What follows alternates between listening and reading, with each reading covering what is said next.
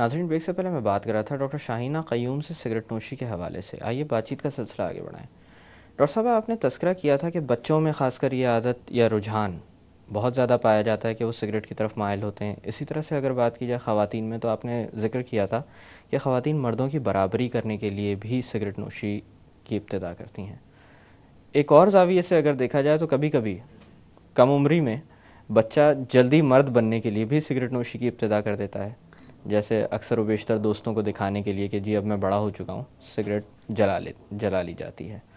اس حوالے سے میں پوچھنا چاہوں گا کہ مردانہ قوت کی اگر بات کی جائے یا مردوں میں بے اولادی کی بات کی جائے، اور اسی طرح سے ازدواجی تعلقات میں جو کمی واقع ہو جاتی ہے جس کی بنیاد پر طلاق تک بھی معاملے جا سکتے ہیں، تو آپ کیا کہیں گی؟ اس کے اوپر بھی سگریٹ نوشی کی بنیاد پر مضر اثرات مرتب ہوتے ہیں؟ بالکل. یہ دیکھیں، جتنے بھی سیلیا ہیں، آپ نے بات کی تھی نا، تو سیلیا جہاں جہاں بھی کام کر رہا ہوتا ہے نا، وہاں پہ سگریٹ کی وجہ سے نقصان ہوتا ہے. یہ جو ازدواجی تعلقات ہیں یا یہ جو قوت مردانگی ہے، اس کا بھی جو دار و مدار ہے وہ اسی قسم کے سیلیاس پر ہی ہوتا ہے، اور یہ بھی متاثر ہوتے ہیں.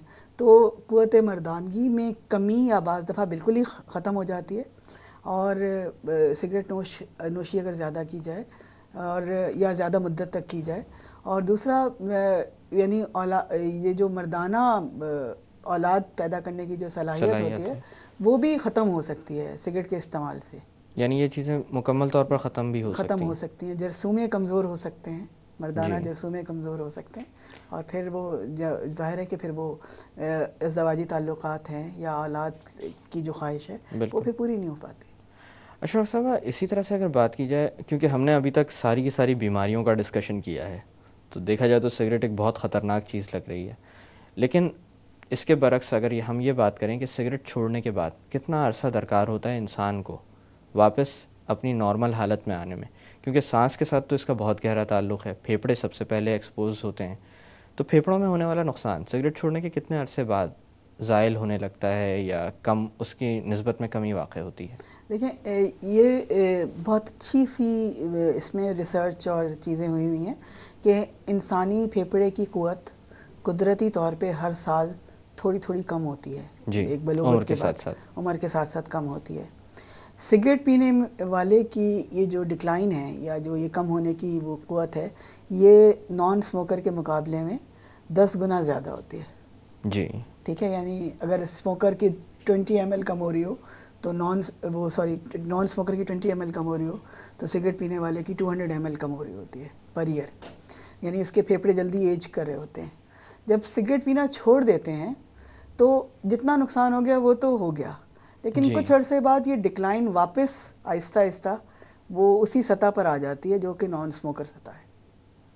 اب جو نقصان تو وہ لیول تو ایج گروپ کے برابر نہیں آتا، لیکن جو کم ہونے کا جو عمل ہے وہ اس ایج گروپ کے برابر آ جاتا ہے. جی، تو نقصان جو ہو رہا ہوتا ہے اس کی شرح رک جاتی ہے. جتنی بھی بیماریاں ہیں ان سب کی شرح رک جاتی ہے اگر آپ سگریٹ چھوڑ دیتے ہیں، ہارٹ ڈیزیزز کو شامل کرتے ہوئے، سوائے کینسر کے.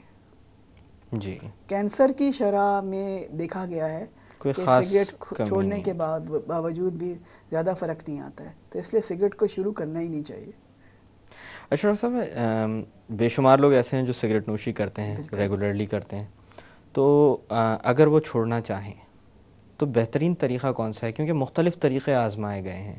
کبھی آہستہ آہستہ چھوڑنے کی بات ہوتی ہے، کبھی اچانک چھوڑ دینے کی بات ہوتی ہے، کبھی ایسا ہوتا ہے کہ سگریٹ کو چھوڑو لیکن کسی اور چیز کی طرف چلے جاؤ. تو بہتر طریقہ کون سا ہے؟ دیکھیں، سب سے پہلے تو یہ طے کرنا ہوتا ہے کہ آدمی کنونسڈ ہو. کوئی شخص اگر کنونسڈ نہیں ہوگا تو وہ سگریٹ نہیں چھوڑ سکتا. سب سے پہلے اسے یہ طے کرنا ہے کہ جی میں نے سگریٹ چھوڑنی ہے. جی، ٹھیک ہے. اس کے بعد پھر اس نے یہ طے کرنا ہے کہ میں کب سگریٹ چھوڑوں. اب کوئی ایک تاریخ رکھی جاتی ہے کہ جی میں 1 ہفتے بعد چھوڑ دوں گا، سے کسی بچے کی سالگرہ آ رہی ہے اس وقت چھوڑ دوں گا. اب رمضان آنے والے ہیں، ہم بہت سارے اسموکرز کو میں یہ مشورہ دوں گی کہ یہ طے کر لیں کہ اب میں رمضان میں سگریٹ نہیں پیوں گا، تمباکو استعمال نہیں کروں گا.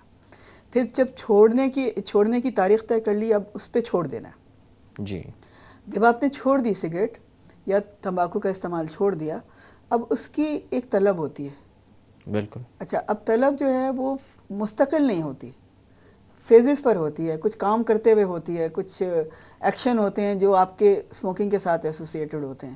جیسے کچھ لوگ تنہائی میں پیتے ہیں، کچھ لوگ ڈرائیو تنہائی کرتے میں ہوئے پیتے ہیں، کچھ پڑھتے وقت پیتے ہیں، کچھ ناشتہ کرتے وقت پیتے ہیں، کچھ لوگوں کو باتھ روم جاتے وقت پینے کی ضرورت ہوتی ہے. جی. کچھ لوگ کچھ حضرات کہتے ہیں کہ ہم سے دماغی کام یا لکھت پڑھت کا کام نہیں ہوتا ہے جب تک ہمارے پاس سگریٹ نہ ہو. جی. بہت ساری یعنی بہانے دیے جاتے ہیں. بلکہ آج سے میرے خیال سے 1 یا 1.5 دہائی پہلے تو انٹلیکچوئلس کی نشانی ہوتی تھی کہ وہ اسموکر ہوتے تھے. سگریٹ پیتے تھے. بہت بری نشانی تھی. انٹلیکچوئلس جو ہیں ان کو اللہ تعالیٰ، لیکن پھر ان کی عمر بھی اسی حساب سے کم ہوتی تھی، اور پھر وہ ایجنگ بھی جلدی اللہ تعالیٰ کرے. خیر بہرحال یہ ہم تو جب ارج ہو تو اس وقت کچھ ڈسٹریکشن چاہیے ہوتی ہے، کچھ کر لیں آپ. بعض لوگوں کو صرف اتنی چیز بھی فائدہ کر دیتی ہے کہ وہ تھوڑا سا 2 گھونٹ پانی پی لیں، باتھ روم میں جا کے کلی کر لیں، کوئی الائچی منہ میں ڈال لیں، کوئی سونف تھوڑی سی منہ میں رکھ لیں، ہاتھ میں پینسل پکڑ کے اس کو ہلا لیں تو تھوڑی سی 5-10 منٹ کے لیے ارج ہوتی ہے، پھر وہ چلی جاتی ہے. پھر 1-2 گھنٹے کے بعد پھر دوبارہ ارج ہوتی ہے. یہ اس کا انحصار ہوتا ہے کہ کوئی شخص کتنی سگریٹ پیتا ہے. تو آہستہ آہستہ یہ انٹرول بڑھتا چلا جاتا ہے جو ارج کا ہے. اور اگر آپ اس پیریڈ کو گزار لیتے ہیں تو پھر آپ تمباکو چھوڑ دیتے ہیں. تو ایک تو اپنے سیلف ایجوکیشن کی بات ہے. بعض دفعہ کوئی کسی کے کہنے سے بھی چھٹ جاتی ہے. میرے پاس کئی پیشنٹ آتے ہیں جو اپنے بچوں کے کہنے سے، خاص طور پہ بیٹیوں کے کہنے سے سگریٹ پینا چھوڑ دیتے ہیں کہ بس آج بیٹی نے کہا کہ ابو آپ کے منہ سے بو آ رہی ہے، میں آپ کے پاس نہیں آ رہی، تو پھر وہ دوسری سگریٹ نہیں جلاتے کہ بچہ ہمارے پاس نہیں آتا ہے. تو وہ یہ مطلب ایک کسی کی خاطر، مطلب ہم کسی کی خاطر جان بھی دے سکتے ہیں تو کسی کی خاطر سگریٹ کیوں نہیں چھوڑ سکتے. تو کسی کی خاطر چھٹ جاتی ہے. پھر اس کے بعد بعض لوگوں کو بہرحال پھر بھی میڈیکل ہیلپ کی ضرورت ہوتی ہے. بعض لوگوں کو کچھ تکالیف بھی ہو جاتی ہیں عارضی طور پہ سگریٹ چھوڑنے سے. وہ کیونکہ ایک توڑ پھوڑ کے عمل کے بعد ایک کنسٹرکشن کا عمل شروع ہوتا ہے. جیسے ہم بات کر رہے تھے کہ وہ سیلیا بالکل ختم ہو جاتے ہیں یا جو گلینڈز ہیں وہ بالکل ڈیڈ ہو جاتی ہیں. اب وہ ان کی سیکریشن بڑھتی ہے تو ایسا فیل ہوتا ہے کہ جی بلغم زیادہ بن رہا ہے. جی ٹھیک ہے. پھر اس کے بعد ایسا ہوتا ہے کہ آپ کو لگتا ہے کہ جی بھوک بہت لگ رہی ہے، کیونکہ منہ میں سگریٹ کی وجہ سے سارا ٹیسٹ کے جو سینسز ہیں سب ختم ہو چکے ہوتے ہیں. اسمیل سینس خراب ہو گیا ہوتا ہے. اب کھانے کی خوشبو بھی آ رہی ہے، کھانے کا ٹیسٹ بھی محسوس ہو رہا ہے، تو بھوک زیادہ لگنے لگ جاتی ہے. پھر وہ ڈر لگتا ہے کہ وزن نہ بڑھ جائے. تو لیکن تھوڑا سا ڈائٹری کنٹرول وغیرہ کر لیں تو یہ چیزوں پہ آپ قابو پا سکتے ہیں. تھوڑے سے ڈاکٹرز کی مدد لے لیں. کبھی کبھار کوئی اگر ایسی چیز ہو جائے کہ جو آپ کو لگے کہ ہم قابو نہیں پا سکتے ہیں تو ڈاکٹرز ادویات عارضی طور پہ استعمال کر کے آپ کی جو تکالیف ہیں ان کو قابو رکھ سکتے ہیں. اگر آپ 4 سے 6 مہینے تک تمباکو کو نہ استعمال کریں پھر یوزیلی اس کی آپ کے جسم کے اندر حاجت ختم ہو جاتی ہے 4 سے 6 مہینے بعد. اچھا اسی طرح سے سگریٹ چھوڑنے کے بعد بھی یہ دیکھا گیا ہے کہ وہ لوگ سگریٹ کی طرف راغب ہونے کی دوبارہ ٹینڈنسی بہت زیادہ رکھتے ہیں. تو کیا اس میں صحبت کا عمل دخل ہوتا ہے یا یہ ہے کہ جسم کے اندر کوئی طلب باقی رہ جاتی ہے؟ زیادہ تر تو ماحول ہے. ظاہر آدمی ایک ماحول کے اندر رہتے ہوئے ہی سگریٹ پینا شروع کرتا ہے. دوستوں کی صحبت ہوتی ہے یا رشتہ داروں کی صحبت ہوتی ہے تو وہ صحبت تو رہتی ہے نا. اب جیسے میرے کوئی ایک سگریٹ پینے والا ہے اور اس کے 4 دوست ہیں جو اسموکنگ کرتے ہیں تو یار ایک پی لو، ایک سے کیا فرق پڑے گا. یہ شادی ہے، اس کی خوشی کے لیے تو کچھ پی لو، ایک سے کیا فرق پڑے گا، چلو اس کو سیلیبریٹ کرتے ہیں. تو وہ بس ایک پھر دوبارہ لینا جو ہے وہ ایک مشکل مرحلہ بن جاتا ہے اور پھر سے عادت پڑ جاتی ہے وہ. لیکن اگر یہ چیز آپ برداشت کر لیں، کیونکہ اور اس میں آپ کو پورے فیملی کی سپورٹ اور پورے فرینڈس کی سپورٹ چاہیے ہوتی ہے جب آپ کوئی بھی پرہیز کرتے ہیں، اور سگریٹ نوشی سے پرہیز کے لیے بھی یہی فیکٹرز چاہیے ہوتے ہیں. لیکن اگر تحریک ہو ہر طرف، اشتہار ہوں، اویلیبلٹی ہو، لوگ آفر کر رہے ہوں تو پھر معاملہ مشکل ہو جاتا ہے. اچھا اسی طرح سے آپ نے تذکرہ کیا تھا کہ دماغی کام کرنے والوں میں بھی اس کا کافی رجحان پایا جاتا ہے، جس پہ میں نے انٹلیکچوئلس کی مثال دی تھی. اسی حوالے سے میں پوچھنا چاہوں گا کہ بہت سارے لوگ کوئی ایسا پیشہ اپنائے ہوئے ہوتے ہیں جس کے اندر ذہنی طور پر ان کو بہت زیادہ الرٹ رہنے کی ضرورت ہوتی ہے. یہ ایک انڈرسٹوڈ فیکٹ ہے کہ سی این ایس اسٹیمولنٹس کی اگر بات کی جائے جو ایک خاص طرح کے ادویات ہوتی ہیں اس کے اندر نکوٹین کا نام بھی آتا ہے. بالکل. تو اس حوالے سے جب چھوڑنے کے بعد بے شمار لوگ ایسے ہیں جو چھوڑنا چاہتے بھی ہیں, ان کے پاس وسائل بھی موجود ہیں, لیکن وہ اس طرف اس لیے نہیں جاتے کہ کام میں کسی طرح کا حرج جائے گا. تو ان کے حوالے سے میں پوچھنا چاہوں گا کہ اگر دماغی طور پر کوئی کیپیسٹی کم ہوتی ہے یا الرٹنس میں کمی واقع ہوتی ہے یا نیند کی زیادتی یا کمی ہونے لگتی ہے, تو ایسے لوگوں میں کوئی خاص اقدام کیا جاتا ہے جس کے ذریعے اس پر قابو پایا جا سکے؟ اس کے لیے کاؤنسلنگ کلینکس ہیں, اور لیکن اتنے زیادہ نہیں ہیں جتنے کہ ہونے چاہیے, لیکن بہرحال آئسولیٹڈ کاؤنسلنگ کلینکس موجود ہیں.